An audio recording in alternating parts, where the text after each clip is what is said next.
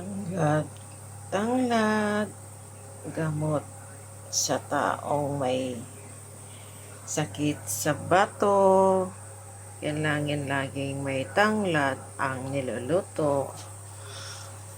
Ayan guys.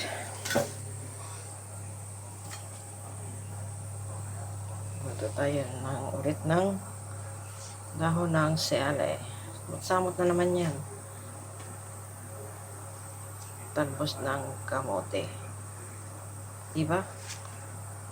At may konting anokbati. Basta kung ano dyan meron sa aking garden.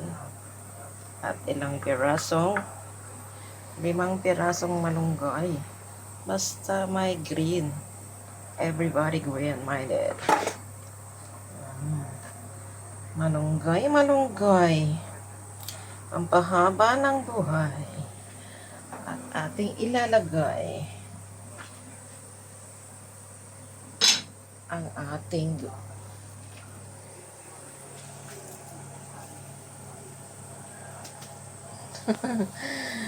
ang ating tanglad. Ayan, para mga healthy. Bigyan ko ng sibuyas, luya. Meron pa yan. Ito ang cinnamon bark. Cinnamon stick. Lagyan ng kamatis. Ito po ay mga pinira-pirasong ulo ng karni ng baka. Ulo, pero ulo siya. Let it boil for 1 hour. Small fire lang yan guys. So, ang hihintayin ay lumambot lang siya. Ako lang naman ang kakain.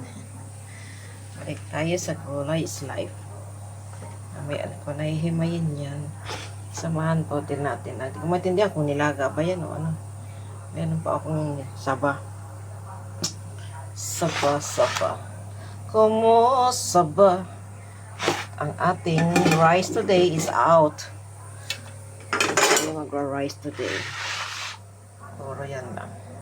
Kasama ito. Kasama yan. Okay. Ito para bukas. Lalaga naman natin yan para inumin. Okay guys, bye. Thank you very much.